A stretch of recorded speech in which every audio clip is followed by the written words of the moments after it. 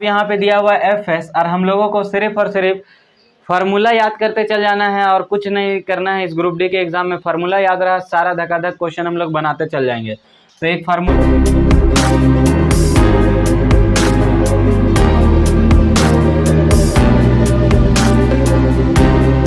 Hello भाई लोग, तो हम लोग जो है फिर से आए हुए हैं आज है ब्लॉक 2, जिसमें हम लोग आरआरबी ग्रुप डी का जो प्रैक्टिस कर रहे थे उसमें चलेंगे जीएस सेंटर। जीएस का ज़्यादा क्वेश्चन रहेगा, अभी फिलहाल जीएस की ही प्रैक्टिस हमारी चल रही है।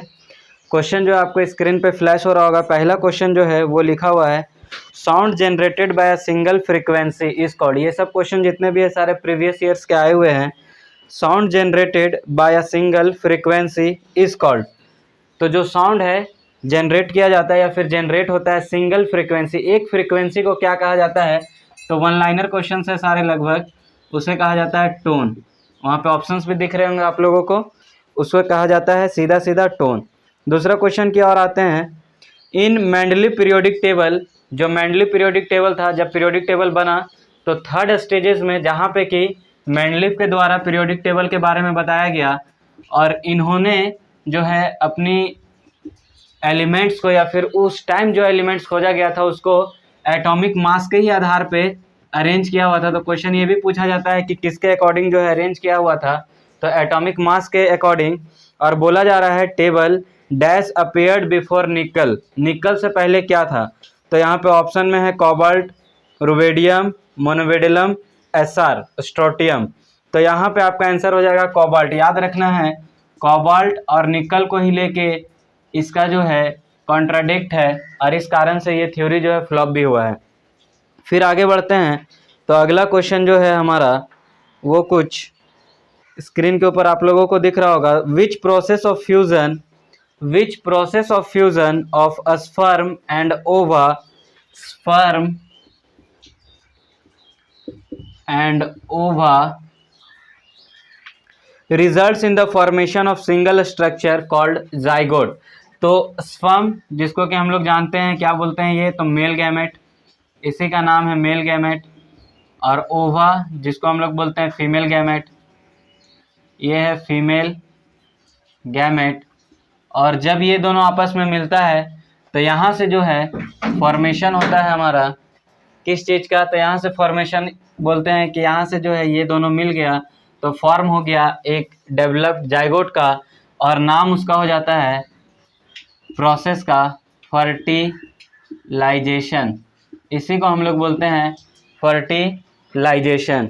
उसके बाद जो है आगे बढ़ते हैं हम लोग अगला क्वेश्चन की तरफ। तो अगला क्वेश्चन जो है आपका स्क्रीन के ऊपर दिख रहा होगा। A tractor can finish its journey in 10 hour. A tractor can finish its journey in 10 hour. तो टाइम जो है वो दिया हुआ है 10 घंटा और स्पीड बताया गया है, जो इसका स्पीड है वो बताया गया है 36 किलोमीटर पर आवर। और फिर आपसे पूछा है if the same distance must be covered in 8 hour. अगर यहाँ से हम लोगों को टाइम और स्पीड से निकाल लेना है डिस्टेंस, और जब यहाँ से डिस्टेंस निकालते हैं जिसको कि एस से रिप्रेजेंट किया जाता है, तो वो आपका हो जाएगा स्पीड इनटू टाइम। और यहाँ से आ जाएगा 36 गुने 10, जो कि हो जाएगा 360 किलोमीटर। और 360 किलोमीटर उसके बाद बोला है इसी 360 किलोमीटर को जो है हम लोगों को चलना है, और ये जो दूरी हम लोगों को तय कर लेना है 8 घंटा में, 8 आवर्स में।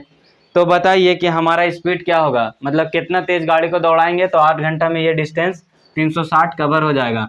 तो जब भी अगर हम लोगों को निकालना हो टाइम, तो हम लोगों को सीधा कर देना है डिस्टेंस बाय, ये वाला फार्मूला आपको याद रखना है, ये दोनों काम कर देगा। अगर यहाँ पे लिखा हुआ है distance is equal to speed into time, तो आप जैसे यहाँ से निकालने गए टाइम, तो ये हो जाएगा आपका डिस्टेंस बाय स्पीड।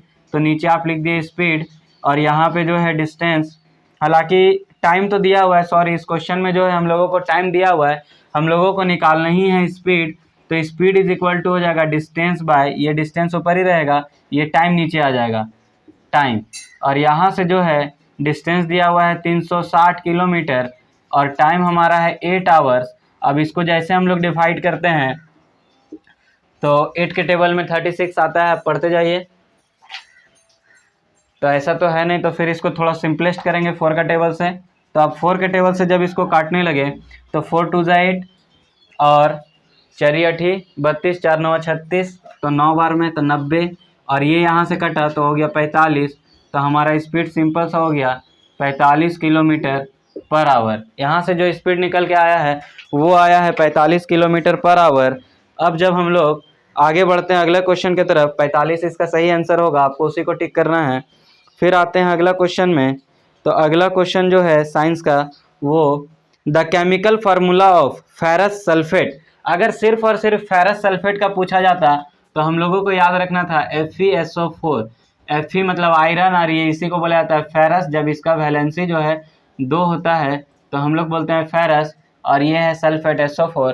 तो फेरस सल्फेट का ये फार्मूला हो जाएगा। लेकिन आप लोगों को कंफ्यूज करने के लिए यहाँ पे साथ ही साथ दिया है क्रिस्टल। क्रिस्टल में होगा तो क्या होगा, तो हमको याद रखना है FeSO4 के साथ जो है वो 7H2O, पानी का जो मॉलिक्यूल है वो 7 जुड़ता है। इसी तरह आपको कंफ्यूज करने के लिए एक और क्वेश्चन दे सकता है मिलता जुलता, कॉपर सल्फेट का। तो कॉपर सल्फेट सबको पता है CuSO4, लेकिन जब इसको क्रिस्टल में कर लेंगे तो CuSO4 को क्रिस्टल में करते हैं तो वो हो जाता है 5H2O। तो ये आपका अगर आ जाए क्रिस्टल में किसका, तो कॉपर सल्फेट का, तो टिक ये मारना है। उसके बाद जो है अगला क्वेश्चन की तरफ आते हैं हम लोग, और अगला क्वेश्चन हमारा है, अगला क्वेश्चन जो है आपको दिख रहा होगा, अ फोर्स ऑफ 10 न्यूटन। एक फोर्स है, कितना फोर्स है, तो 10 न्यूटन का। जब भी इस तरह का क्वेश्चन देखे तो आप 2 लाइन लिख लीजिए जो जो दिया है, तुरंत एकदम सॉल्व हो जाएगा लिखने से ही। फोर्स जो है वो 10 न्यूटन का है, acting on an object, the object is displaces through 5 metre. जो ऑब्जेक्ट है वो डिस्प्लेस हो जाता है, मतलब वो डिस्टेंस तय करता है कितना, तो 5 मीटर का, in the direction of force, तो जिधर से फोर्स लगा रहे हैं उसी डायरेक्शन में। Then the work done is, तो अब यहाँ पे दिया हुआ है Fs, और हम लोगों को सिर्फ और सिर्फ फार्मूला याद करते चल जाना है और कुछ नहीं करना है। इस ग्रुप डी के एग्जाम में फार्मूला याद रहा, सारा धकाधक क्वेश्चन हम लोग बनाते चल जाएंगे। तो एक फार्मूला होता है W = Fs, यही फार्मूला लगा के इसका आंसर दे देना है। तो F दिया हुआ है 10 10 और S दिया हुआ है 5, 10 × 5 50। और चूंकि यहाँ पे यूनिट में देखेंगे तो न्यूटन न्यूटन तो ऐसे ही कट जाएगा। जूल 2 गो है, एक -50 +50, तो +50 वाला जूल इसका यूनिट होता है। तो क्वेश्चन डायरेक्ट भी पूछा जा सकता है कि वर्क डन का यूनिट क्या है, तो SI मात्रक उसका होता है जूल, याद रखना है। यहाँ से आपको एक और क्वेश्चन समझ में आया। उसके बाद जो है आगे बढ़ते हैं हम लोग।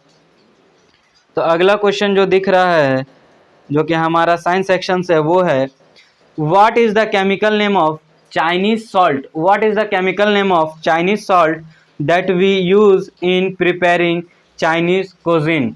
चाइनीज कुजीन बनाने के लिए कौन सा हम लोग चाइनीज सॉल्ट का यूज करते हैं, तो सीधा सीधा इसका आंसर याद रखना है, ज़्यादा दिमाग नहीं लगाना है, सीधा रट लेना है। वो है मोनोसोडियम ग्लूटामेट। Monosodium glutamate. तो बस इसका नाम याद रखना है, मोनोसोडियम ग्लूटामेट। इसका फार्मूला भी कभी नहीं पूछा जाएगा क्योंकि ये बहुत टफ कहा जाता है। ग्रुप डी के हिसाब से ये फार्मूला हम लोगों से नहीं पूछा जाएगा। उसके बाद जो है आगे बढ़ते हैं। तो अगला जो है साइंस का क्वेश्चन आप लोगों को दिख रहा है, फोर्स इज इक्वल टू, ऐसे करके लिखा हुआ है, फोर्स इज इक्वल टू और डैश कर दिया है, और ऑप्शंस में हम लोगों को दिया है mass into acceleration, mass into volume, mass into pressure, mass into velocity. पहला प्रैक्टिस में हम लोग जो ब्लॉग 1 किए हैं उसमें आप लोग ध्यान से देखे होंगे तो आप लोगों को दिखा होगा फोर्स इज इक्वल टू क्या था, तो ma, जिसका मतलब है मास गुने एक्सेलरेशन। तो ये हमारा आज का वीडियो है। इसी तरह का लगातार जो है हम लोग करते रहेंगे प्रैक्टिस। जय हिंद, मिलते हैं नेक्स्ट वीडियो में।